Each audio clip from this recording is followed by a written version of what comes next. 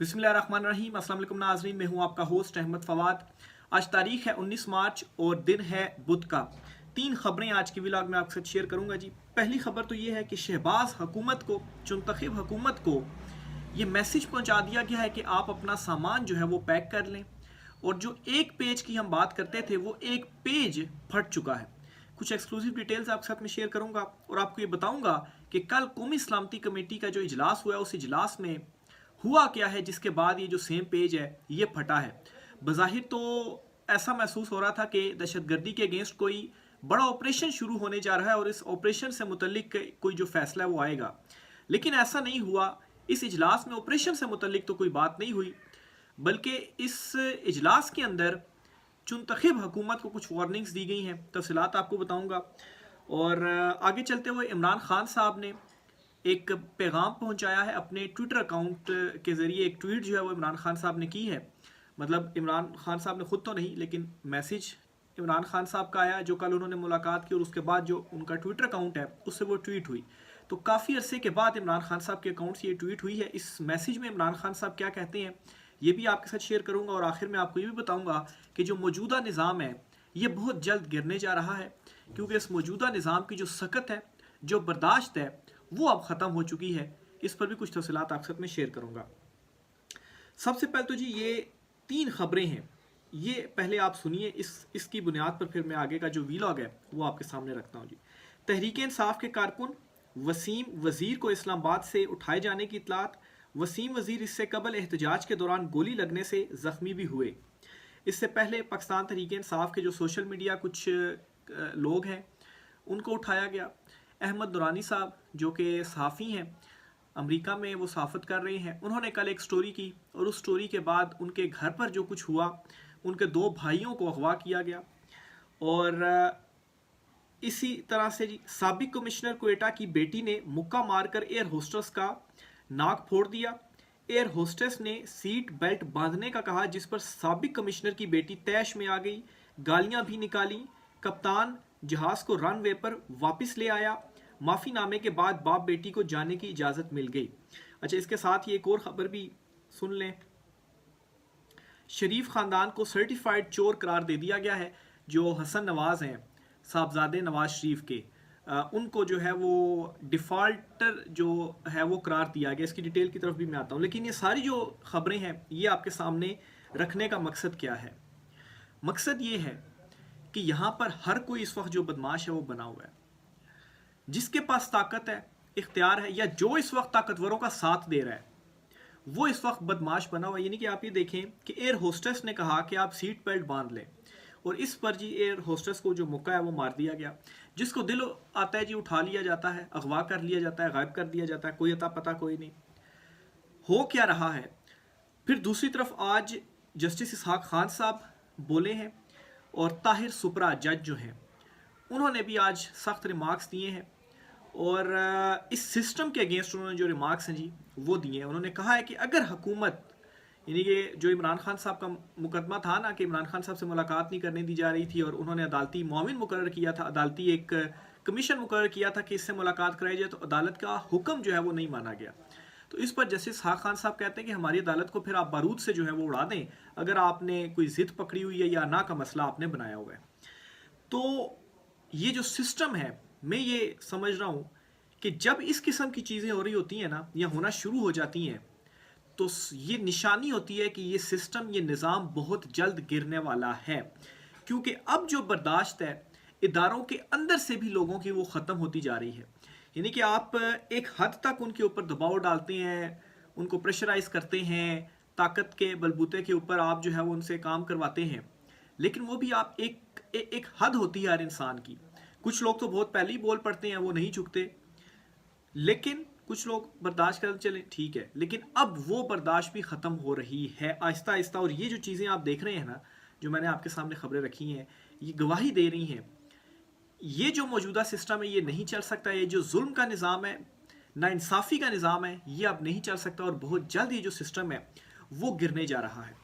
अब जी ये सिस्टम कैसे गिरने जा रहा है, इस पर भी मैं कुछ डिटेल्स आपके साथ रखता हूँ जी। इस मौजूदा चुनतखब हुकूमत को क्या पैगाम दिया गया, और इमरान खान साहब ने आज बड़े अरसे के बाद एक ट्वीट किया है और उस ट्वीट में इमरान खान साहब ने जो कुछ पैगामात वगैरह हैं वो पहुंचाए हैं। पहले इमरान खान साहब की जो ट्वीट है वो मैं आपके सामने रखता हूँ, फिर आगे चलते हैं। इमरान खान साहब ने वकला और अपने अहल खाना से ये गुफ्तगू की है। इसमें उन्होंने कहा है जी कि मुल्क में दहशतगर्दी का नासूर बेकाबू है। जाफर एक्सप्रेस का सानहा इंतहाई अफसोसनाक और काबिल मजम्मत है। इस किस्म की मुनज़्ज़म दहशत गर्दाना कार्रवाइयाँ किसी भी मुल्क की सिक्योरिटी पर सवालिया निशान है। दहशतगर्दी के वाक़यात में फ़ौज और सिविलियंस की कीमती जानों के ज़िया का जितना दुख हमें है किसी को नहीं हो सकता, क्योंकि तहरीक इंसाफ वो वाहिद सियासी जमात है जिससे तमाम सूबों की अक्सरियत जुड़ी है। अफसोसनाक अमर यह है कि तमाम एजेंसियां दहशतगर्दी की रोकथाम के बजाय तहरीक इंसाफ को ख़त्म करने पर लगाई हुई हैं। फिर मजीद इमरान खान साहब कहते हैं जी कि PTI ने जो फैसला किया नेशनल सिक्योरिटी कमेटी के बाइकाट का, वो फैसला बिल्कुल दुरुस्त था। फिर उन्होंने कहा कि अर्दली हुकूमत की खारजा और दाखिली पॉलिसियाँ मुल्क के लिए जहर कातिल हैं। दहशतगर्दी का मसला सिर्फ तब हल होगा जब इसका सियासी हल दरियाफ्त किया जाएगा कि लोगों की मंशा के मुताबिक इनके फैसले हों। दहशतगर्दी का मसला सिर्फ फौजी हिकमत अमली से हल नहीं हो सकता, यानी कि जो आप ऑपरेशन करने जा रहे हैं। हमसाया ममालिक को लेकर हमारी खारजा पॉलिसी आज़ाद और ख़ुद मुख्तार होनी चाहिए। अच्छा, ऑपरेशन हल क्यों नहीं है? क्योंकि इस मरतबा अवामी जो उमंगे हैं या अवाम की जो मंशा है वो ऑपरेशन नहीं है, वो भी अब सियासी हल चाहते हैं। या आप ये कह लें कि अगर इमरान खान साहब हिमायत कर देते हैं तो फिर अवाम की जो मंशा है वो हो सकती है, अदरवाइज नहीं है, क्योंकि लोग अब तंग आ गए हैं। अच्छा जी, फिर इमरान खान साहब ने कहा अदली हुकूमत मुझ पर दबाव बढ़ाने के लिए तमाम गैर कानूनी हथकंडे इस्तेमाल कर रही है। मेरी अहलिया को बेजा जेल में डाला गया है। ना तो याहिया खान ने ना मुजीबुर रहमान की अहलिया को जेल में डाला, ना जनरल ज़िया ने भुट्टो की अहलिया को जेल में डाला, और ना ही मुशर्रफ ने कुलसूम नवाज को जेल में डाला। मगर इस एस्टेब्लिशमेंट ने अखलाकी पस्ती की बदतरीन सतह पर पहुँच कर मेरी अहलिया को भी जाली केसेस में पाबंदे सलासल कर रखा है। तो ये जी इमरान खान साहब ने कहा है, ये जो कुछ भी कर लें मैं इनकी फस्तायत के आगे ना ही पहले झुका था ना ही अब झुकूंगा। मैं पाकिस्तान की हकीकी आज़ादी के लिए खड़ा था, खड़ा हूँ और खड़ा रहूँगा, चाहे मुझे तमाम उम्र जेल काटनी पड़े। मैं इंशाल्लाह अपने मुल्क और अपनी कौम की खुद मुख्तारी के लिए आखिरी सांस तक लड़ूंगा। तो ये जी इमरान खान साहब ने एक पैगाम पहुँचा दिया कि जो कुछ भी आपने करना है आप कर लें, और एब्सोल्युटली नॉट। इमरान खान साहब ने एक मरतबा फिर से जो है वो कह दिया किसी किस्म की कोई जो NRO है वो आपको नहीं मिलेगा। अच्छा, अपोजिशन अलायंस के ऊपर आते हैं, और फिर दूसरा इस चुनतखब हुकूमत को जो पैगाम दिया गया है और जो एक सफ़ा है वो फट गया, वो मैं क्यों कह रहा हूँ। जो कौमी सलामती कमेटी का इजलास हुआ है ना, उस इजलास की एक लाइन बड़ी इंपॉर्टेंट है और बड़ा उसको डिस्कस भी किया जा रहा है। कौन सी? लेकिन ये एक एंगल है जो कि कोई डिस्कस नहीं कर रहा। हम गवर्नेंस के गैप को कब तक अफवाज पाकिस्तान और शोहदा के खून से भरते रहेंगे? गवर्नेंस के गैप को पिछले 3 साल से कौन हुकूमत में है? और आर्मी चीफ आसिम मुनीर साहब जो हैं, जब वो आर्मी चीफ बने तो तब किसकी हुकूमत थी? ये थी उस टाइम PDM की हुकूमत थी, और अब ये शहबाज चुनतखब हुकूमत है। तो ये किसको कहा जा रहा है कि हम गवर्नेंस के गैप को कब तक अफवाज पाकिस्तान और शोहदा के खून से भरते रहेंगे? यानी कि कब तक हम आपका जो मलबा है वो उठाते रहेंगे? अब आपको जो है वो कुछ ना कुछ करना पड़ेगा। या तो आप कोई माशी सूरत हाल इस तरह से बेहतर कर दें कि लोग जो है वो हमारी तरफ उनका रुख ना हो, या आपकी जो पॉपुलैरिटी इस वक्त ख़त्म हो गई है इसके ऊपर आप कुछ कर लें, अवामी हिमायत आपके पास नहीं है इसके ऊपर आप कुछ कर लें। तो मैं ये समझता हूँ जी कि ये जो एक लाइन है जी, ये इन बिटवीन द लाइन इस चुनतखब हुकूमत के लिए भी है कि अब आपका जो बोझ है वो हम नहीं उठा सकते, क्योंकि आप नाकाम हो गए हैं गवर्नेंस में। फिर दूसरी तरफ ख्वाजा आसिफ का जो बयान है, उन्होंने एक जो है वो वीडियो उनकी सामने आई है जिस पे एक सवाल उनसे पूछा गया और उसका वो जवाब दे रहे हैं। इससे भी आपको ये अंदाज़ा होगा कि ये सेम पेज फट चुका है। क्या वो कहते हैं? वो कहते हैं कि फ़ौजी ऑपरेशन की बात नहीं हुई। यानी कल का जो कौमी सलामती कमेटी का इजलास था, उस इजलास के अंदर फ़ौजी ऑपरेशन से मुतल्लिक कोई बात नहीं हुई। अच्छा, हम तो ये समझ रहे थे, इवन कि अपोजिशन अलायंस भी ये समझ रहा था कि इस इजलास के अंदर तो फ़ौजी ऑपरेशन से मुतल्लिक बात की जाएगी, दहशतगर्दी के अगेंस्ट, तो सब यही समझ रहे थे। लेकिन जब ये एलामिया सामने आया, एक तो एलामिया में के अंदर भी जो सारी डिटेल्स आई हैं उसमें कहीं भी, मैंने खैर वैसे ये पहले भी पॉइंट हाईलाइट किया था कि ऑपरेशन से मुतल्लिक कोई वाज़ेह बात नहीं कही गई, और जो कुछ भी इस इजलास के अंदर कहा गया या जो एलामिया सामने आया, ये तो वो आम रूटीन की बातें हैं जो कही जाती हैं। तो फिर ये 6-7 घंटे जो इजलास चलता रहा, इस इजलास में आखिर जो फैसला है वो क्या हुआ?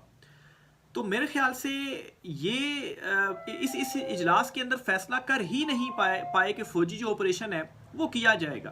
क्यों नहीं कर पाए? क्योंकि इसकी एक बड़ी रीज़न ये हो सकती है कि इमरान खान साहब या पाकिस्तान तहरीक इंसाफ इसमें नहीं थी, और उनकी हिमायत लाजमी चाहिए। इमरान खान की हिमायत का मतलब ये है कि आपको अवाम की जो मंशा है वो मिल जाएगी, क्योंकि इस वक्त अवाम के अंदर आपकी जो हिमायत है वो नहीं है। तो अवामी हिमायत के बगैर इतना बड़ा कदम उठाना ये मैं नहीं समझता कि पॉसिबल हो सकता है।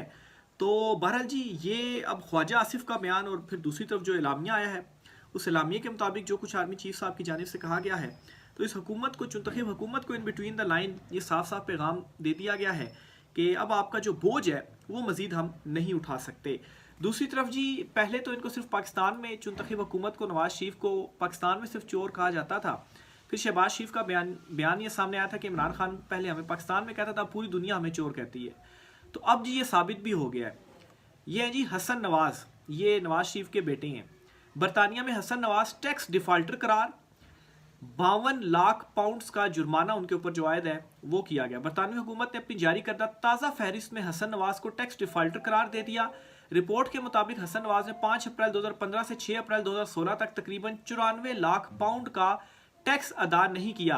बरतानवी टैक्स अथॉरिटी ने हसन नवाज पर जुर्माना आयद किया। इस हवाले से बरतानवी हुकूमत ने अपनी सरकारी वेबसाइट पर तफसीलात भी जो हैं वो शेयर कर दी हैं।